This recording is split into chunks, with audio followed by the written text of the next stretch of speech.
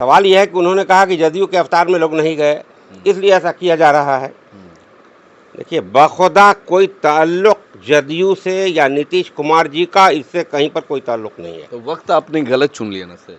हमें वो 3 सवाल का सिर्फ जवाब दे दे, बता दे कि रुपया है, कितना रुपया है, वो ये बता दे कि पैसा कहाँ गया।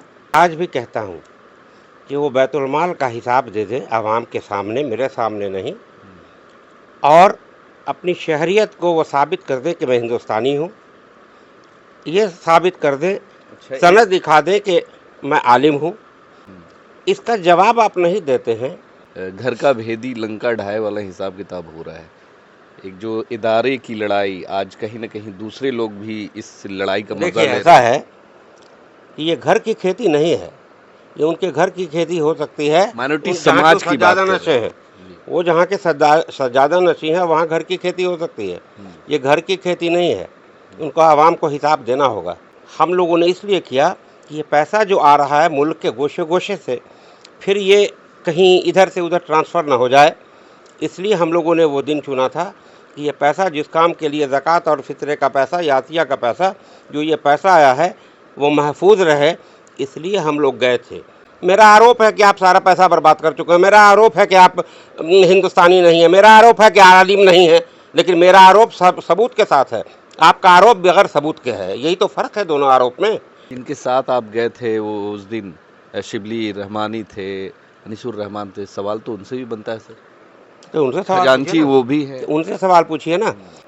और अगर उसने किया तो आपने FIR क्यों नहीं किया उस पर? ऐसा तो सुनने में भी आ रहा है नहीं, कि क्यों नहीं FIR किया? शिबली रहमानी पे भी करप्शन के आरोप लगे अरे हैं। भाई, तो ये जिम्मेदार काफी वो है ना, लाखों करोड़ों रुपए गबन करने का देखिए, मामला है। वो जिम्मेदार है ना कि उन्होंने क्यों नहीं FIR। कुछ दिन रुक जाते, मामला वक्फ बिल का खत्म हो जाता, उसके बाद जाते। कौन आपने मामला खत्म होता? आपने मामला वक्त खत्म?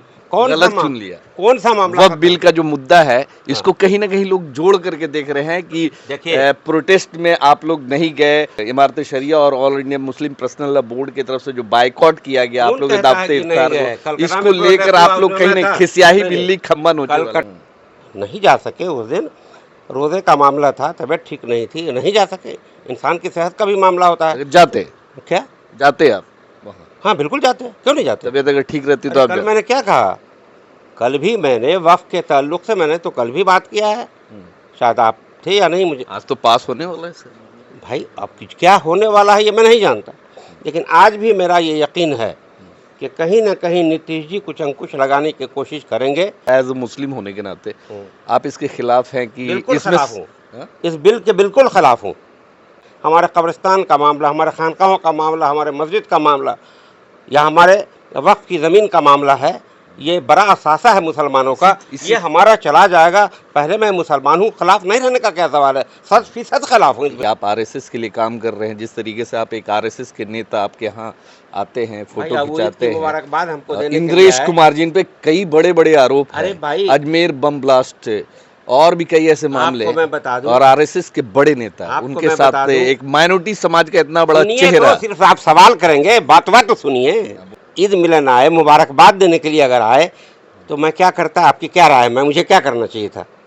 नहीं, मुझे क्या करना चाहिए था? एज ए इंडियन होने के नाते एक भाईचारगी, जो एक ईद, मतलब सारे लोग को एक जगह आना, प्यार मोहब्बत से मिलना, उस दिन तो दुश्मनी और कोई भी राजनीति हम, आपका ये सवाल ही बड़ा अजीब है।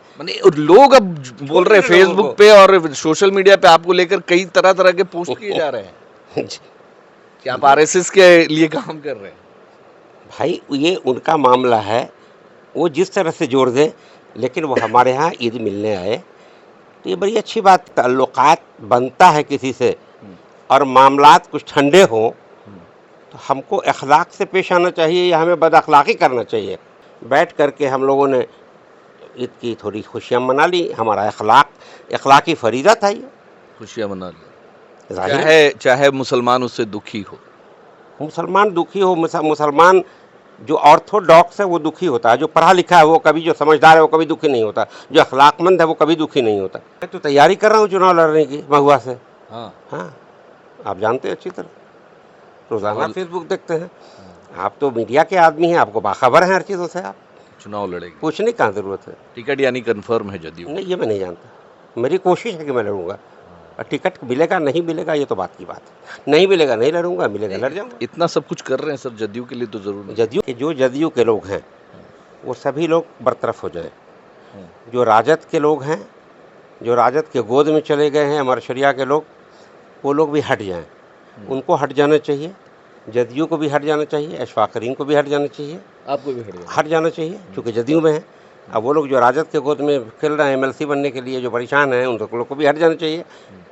तो और कोई जैयत उलमा जिसका सियासत से कोई लगाव नहीं हो, उनके हवाले मार शरिया नहीं लगता है सर कि माइनॉरिटी मतलब इमारत शरिया का यूज राजद ने किया हो या ना किया हो, मगर जदयू के लोगों ने भरपूर तरीके से किया है, क्योंकि आपके एक बड़े मतलब MLC हैं, उन्होंने कहीं ना कहीं इमारत शरिया का ही नाम ले करके एक बड़ा रैली करवाया था और आज MLC बने हुए हैं। वो एक फर्द है। ये आप राजद पे आरोप नहीं, ये आपकी पार्टी पे आरोप लगता है सर? देखिए, आरोप प्रत्यारोप तो चलता रहेगा।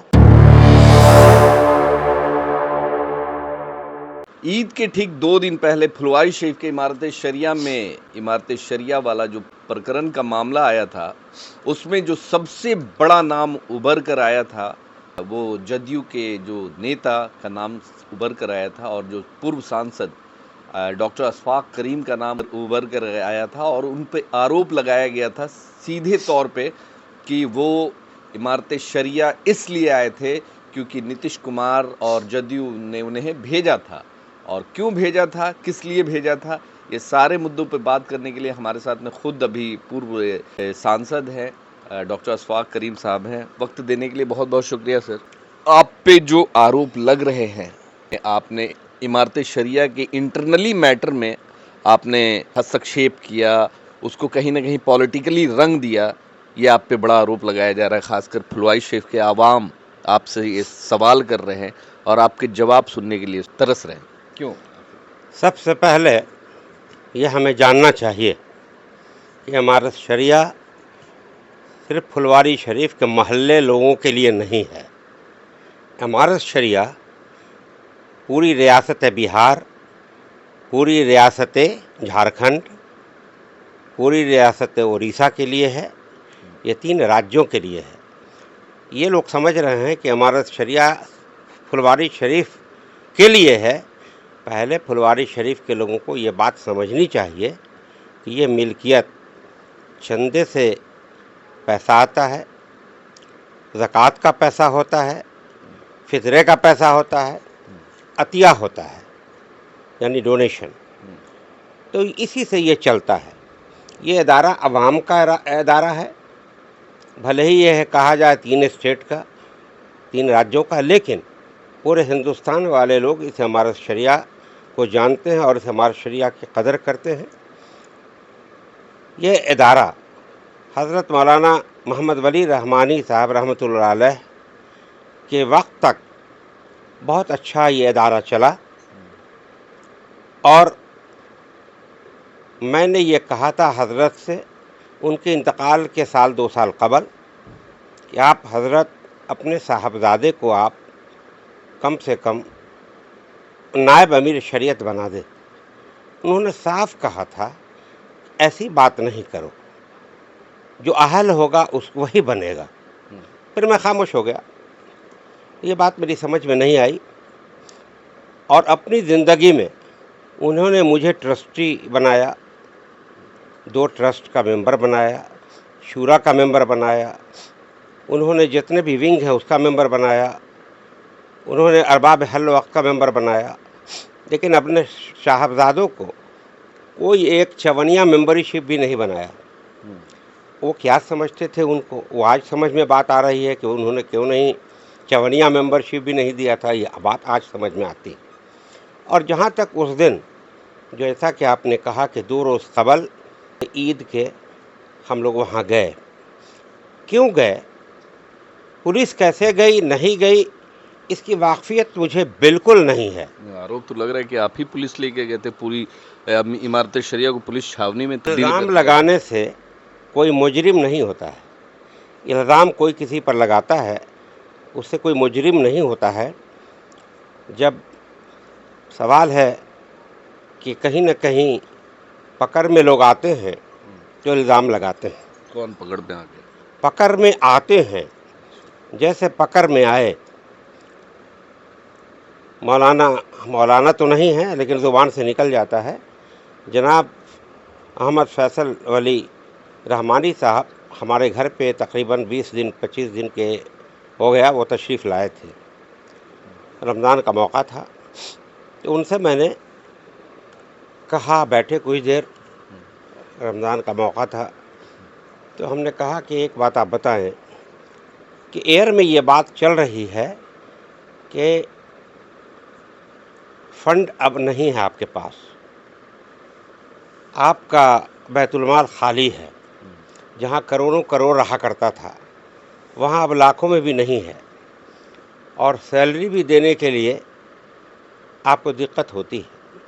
उन्होंने जवाब दिया, दूसरे ट्रस्ट से हम ट्रांसफ़र कर लेते हैं। मैंने कहा, यह अख्तियार आपको किसने दिया? आपके जो ट्रस्ट है उस ट्रस्ट के मेंबरान से आपको चाहिए कि दोनों ट्रस्ट की मीटिंग बुलानी चाहिए। एक ट्रस्ट वो जो पैसा मांग रहा है, एक वो ट्रस्ट जिसको ट्रस्ट को पैसा देना है, दोनों की मीटिंग करनी होगी, तो आप कर्ज ले सकते हैं। अगर ट्रस्टीज़ अप्रूव करेंगे तो फिर आप खुद मुख्तार नहीं हैं, ये अदारा है, जो आप जो चाहें वो कर लें, यह गलत है, ये सबको ठीक कर लीजिए। बैतुल माल में पैसा है या नहीं, ये आपको कैसे पता चला? अगर मेरा इल्ज़ाम गलत है तो वो कह दें कि पैसा है। देखिए, जब रिटर्न फाइल होता है, मैं बता रहा हूँ ना, जब रिटर्न फाइल होता है तो वो पब्लिक प्रॉपर्टी हो जाती है, कि उनका रिटर्न बता रहा है कि कब कितना पैसा था और आज कितना पैसा है। इनकम टैक्स में फाइल होता है रिटर्न, वो पता बता देता है। ऑडिट होता है जहाँ उससे मालूम हो जाता है कि कितना पैसा था, कितना पैसा है। ये ट्रांसपेरेंसी होता है। बिल्कुल ट्रांसपेरेंसी है, पारदर्शक है।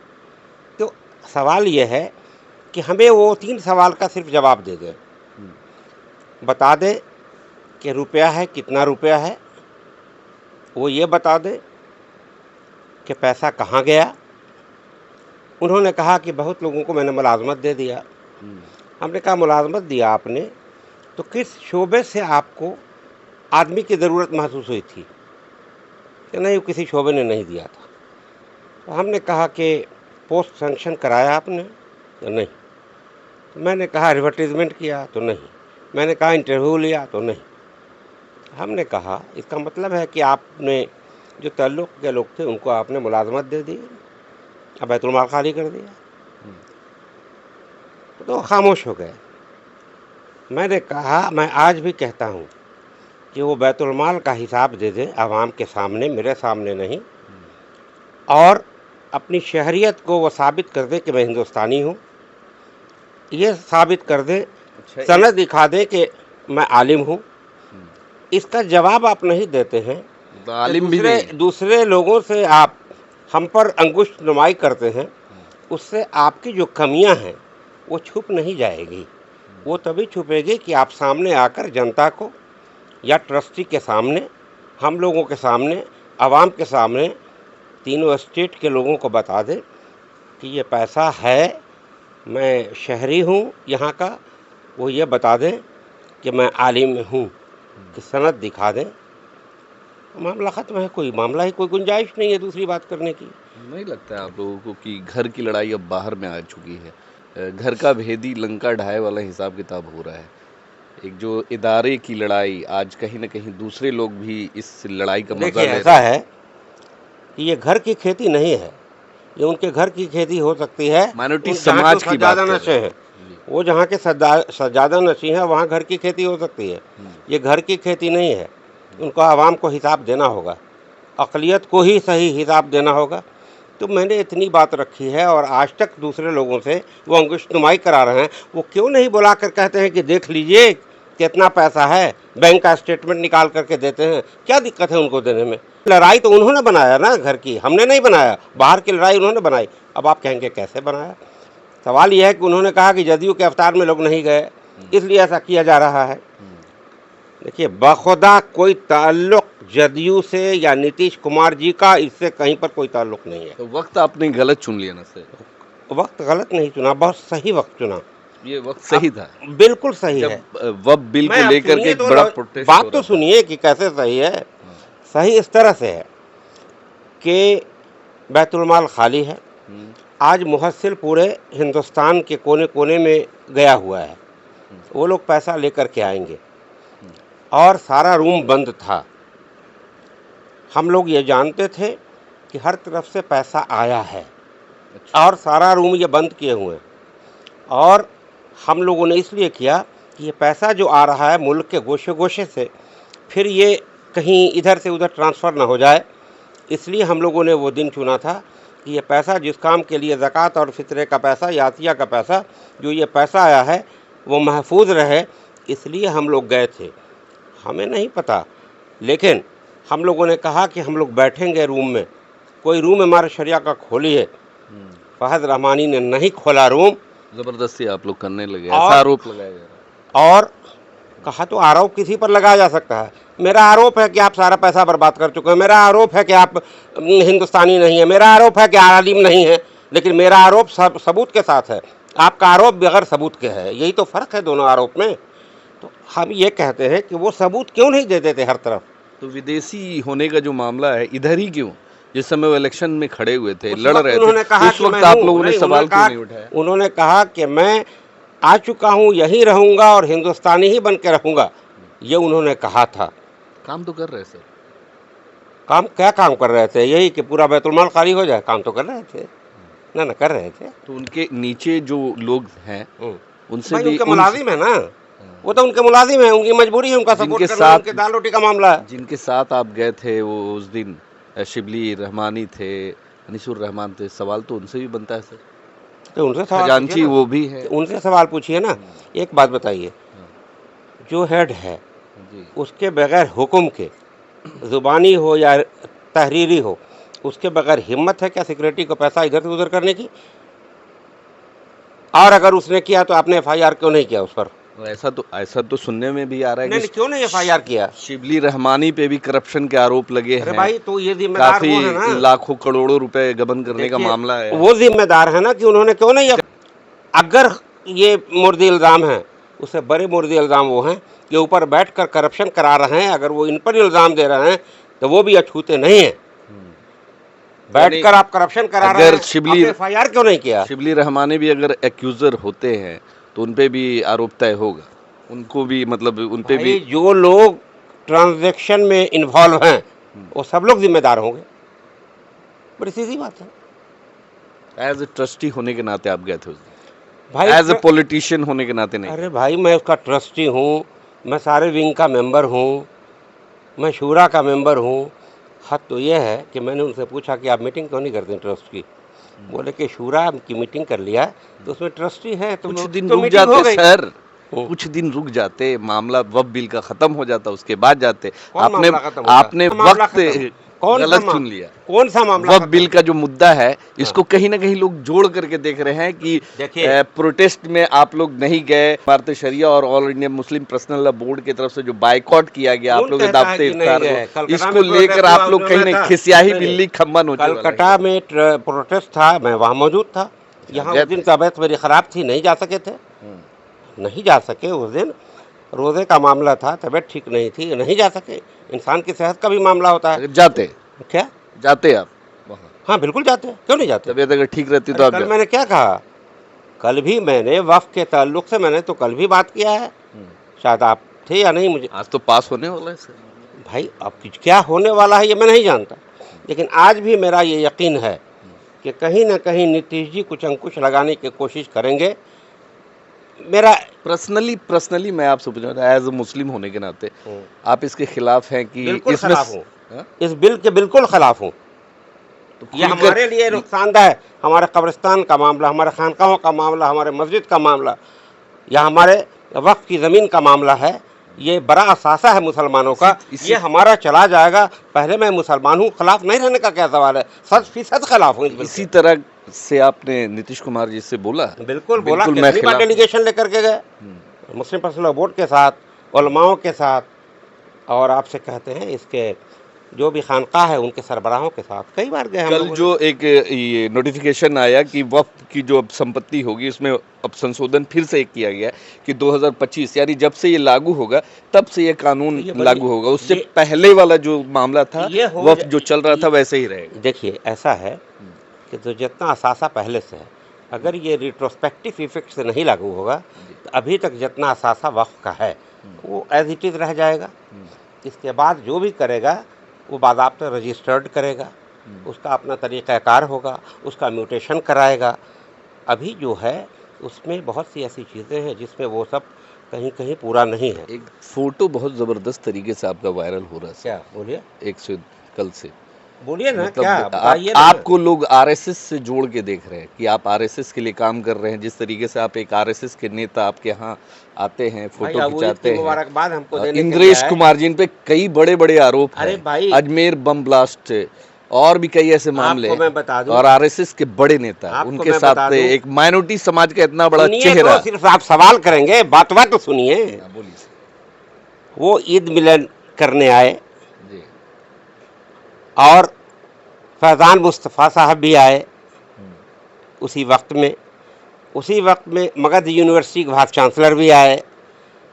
इत्तेफाक से वो आरएसएस के हैं, लेकिन अगर हमको वो ईद मिलन आए, मुबारकबाद देने के लिए अगर आए तो मैं क्या करता? आपकी क्या राय है? मुझे क्या करना चाहिए था?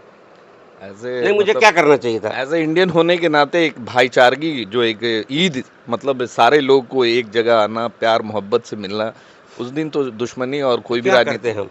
तो आपका ये सवाल ही बड़ा अजीब है। माने और लोग अब बोल रहे हैं फेसबुक पे और सोशल मीडिया पे आपको लेकर कई तरह तरह के पोस्ट किए जा रहे हैं कि आप आरएसएस के लिए काम कर रहे हैं।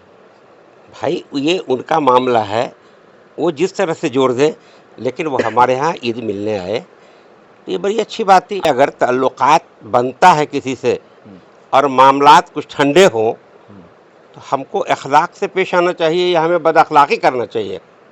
जो लोग कहते हैं कि वो आए, वो बदअखलाक़ी को प्रोत्साहन दे रहे हैं, वो बदअखलाक़ी को आगे बढ़ाना चाहते हैं। वो अखलाकमंद लोग ये नहीं बोल सकते हैं मैं वहाँ नहीं गया था, वो आए थे।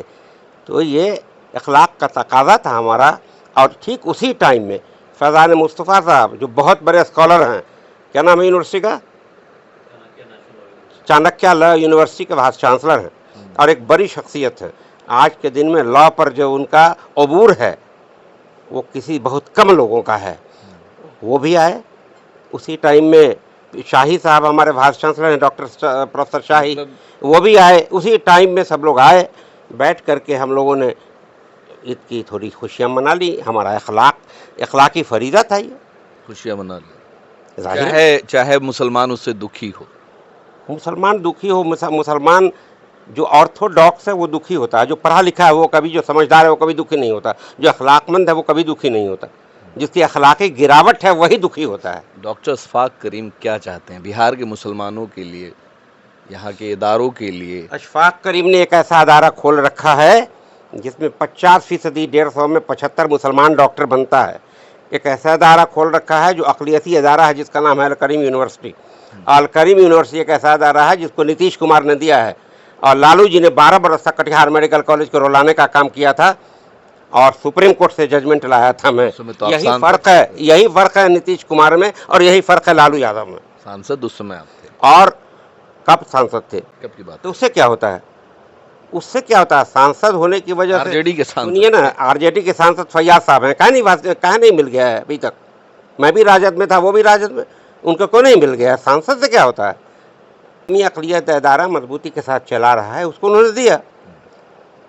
2025 नहीं दे दिया? अच्छा, एक खास सवाल, 2025 चुनाव में क्या लगता है आपका क्या रोल होने वाला है? क्या चुनाव लड़ेंगे या फिर? मैं तो तैयारी कर रहा हूँ चुनाव लड़ने की महुआ से। हाँ, आप जानते हैं अच्छी तरह, रोज़ाना फेसबुक देखते हैं। आप तो मीडिया के आदमी हैं, आपको बाखबर हैं हर चीज़ों से। आप चुनाव लड़ेंगे? पूछने की ज़रूरत है? टिकट यानी कंफर्म है जदयू? नहीं, ये मैं नहीं जानता। मेरी कोशिश है कि मैं लड़ूंगा। और टिकट मिलेगा नहीं मिलेगा ये तो बात की बात है। नहीं मिलेगा नहीं लड़ूंगा, मिलेगा लड़ जाऊंगा। इतना सब कुछ कर रहे हैं सर जदयू के लिए, तो जरूर। जदयू के लिए कुछ नहीं कर रहा हूँ, जदयू के लिए कर रहा हूँ कि नीतीश कुमार जी ने जो अक़लियत के लिए कर डाला है वो आज तक किसी ने नहीं किया। वक्फ आप पूछिए कि संशोधन क्या बिल क्या को किया? सिरे से खारिज कर देते सर, बिहार के मुसलमानों के हित के लिए। ऐसा है, जी सर। कांग्रेस क्या कुछ कर रही है? तो कांग्रेस सत्ता में नहीं है सर। जब तक के मुसलमान को, जब तक दूसरे सेकुलर हिंदू भाइयों का सपोर्ट नहीं होगा, तब तक एक मुसलमान नहीं जीत पाएगा और मुसलमान हाउस में नहीं होगा। इसलिए सेकुलर हिंदू भाइयों के साथ मुसलमानों को रिश्ता मजबूत करना चाहिए। नहीं लगता है जो कि अखलाकी गिरावट है वो अखलाकी गिरावट को ख़त्म करना चाहिए नहीं लगता और लोगों से मिलना चाहिए। सर, नहीं लगता है कि सेकुलरिज्म के नाम पर खासकर भारत सरकार और जो सेकुलर नेता कहलाते हैं, सर सहला के भेजा नहीं, खाने वाला हिसाब किताब कर रहे नीतीश हैं जी ने तो अब तक, आप गौर कीजिए, कोई दंगा नहीं होने दिया। ये- कोई ऐसी, पूरी बात सुनिए, सवाल कीजिए तो जवाब सुनने के लिए धैर्य रखिए। बताइए सर। नीतीश जी ने जो किया है मुसलमानों के लिए, आज तक यहाँ दंगा नहीं होने दिया। हिंदू भाई मुस्लिम भाइयों के मोहब्बत को बरकरार रखा। हिंदू भाइयों के, मुस्लिम भाइयों के बच्चे आराम से ज़िंदगी गुजार रहे हैं। कहीं पर कोई डर भय नहीं है। यूपी का देख लीजिए हाल, वो हाल तो यहाँ नहीं है। तो आप गौर कीजिए कि वो सेकुलर है कि नहीं, और हर तबके के लिए काम किया जिस आदमी ने, और कहा कि अक़लियत अगर 18-19% है और इसका अगर हम काम नहीं करते हैं तो हमारा ये अगर पिछड़ा रह जाएगा, ये पसमादा रह जाएगा, तो हमारा विकसित प्रदेश नहीं कहलाएगा। इसलिए अक़लियत का भी मुझे काम करना है उसको बढ़ाने के लिए।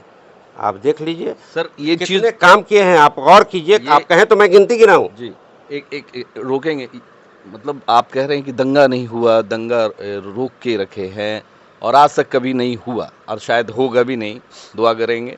मगर वैसे दंगाई लोगों को, दंगाई संस्थानों पे रोक भी तो नहीं लगा रहे, पाबंदी नहीं लगा रहे, क्यों? मजबूरी बिहार में तो लगा हुआ है। किस पे? वो पूरे हिंदुस्तान में रोक नहीं लगा सकते।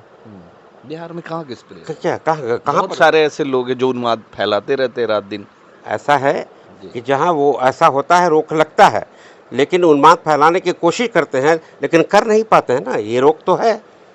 चलिए, तो देखिए, और कुछ पूछे सर? एक आपको जितना चाहिए पूछिए। चलिए कि अब इमारत शरिया को लेकर स्टैंड क्या है, क्या कुछ अब करेंगे इमारत आगे? शरिया आपने भूल गए थे, हम बड़ा अच्छा सवाल कर दिया आपने। हाँ, कल मैंने ये कहा प्रेस कॉन्फ्रेंस में जी, कि जो जदयू के लोग हैं वो सभी लोग बरतरफ हो जाएं। हाँ, जो राजद के लोग हैं, जो राजद के गोद में चले गए हैं इमारत शरिया के लोग, वो लोग भी हट जाएं। उनको हट जाना चाहिए, जदयू को भी हट जाना चाहिए, अशफाक करीम को भी हट जाना चाहिए, आपको भी हट हट जाना चाहिए क्योंकि जदयू में है। अब वो लोग जो राजद के गोद में खेल रहे हैं एमएलसी बनने के लिए, जो परेशान हैं, उन लोग को भी हट जाना चाहिए।